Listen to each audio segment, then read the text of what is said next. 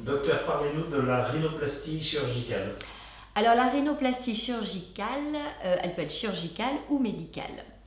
Avant, il existe un projet numérique sur ordinateur et nous discutons avec le patient sur la meilleure option thérapeutique afin que son nez soit le plus naturel possible. Ensuite, nous réalisons un examen clinique afin d'évaluer la capacité respiratoire du patient. Si l'option chirurgicale est choisie, il existe deux voies d'abord. Une voie d'abord dissimulée, la cicatrice est à l'intérieur de la narine, ou la voie d'abord externe, où la cicatrice est au niveau de la columelle.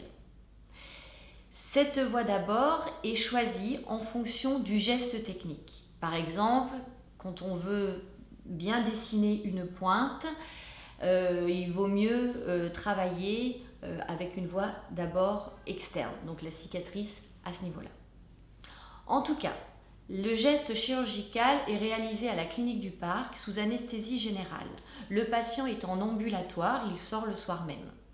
Il sort avec des petites mèches que j'enlève le lendemain matin au cabinet et il sort aussi avec une attelle qui gardera une semaine. Un nez opéré, normalement, ne fait pas mal. Vous cassez le nez, vous avez mal. On a beau vous casser le nez, vous n'avez pas mal. Le résultat de la rhinoplastie est plus ou moins long, surtout si on a des peaux épaisses. Une peau épaisse, le résultat, on dit toujours 1 an.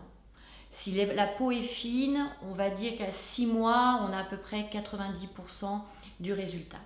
En tout cas, un nez chirurgical égale patience. On n'a pas le résultat tout de suite parce que l'œdème qui se place entre l'ancien nez et le nouveau nez, c'est lui qui fait la meilleure attelle. C'est pour ça qu'on enlève les attelles au bout d'une semaine, parce qu'après c'est l'œdème qui prend le relais. Et comme le nez est immobile, cet œdème va partir plus ou moins lentement. Sachez qu'un nez opéré est un nez qui ne vieillit pas. Avec l'âge, le nez a tendance à tomber, à grandir et à tomber. Un nez opéré ne tombera jamais.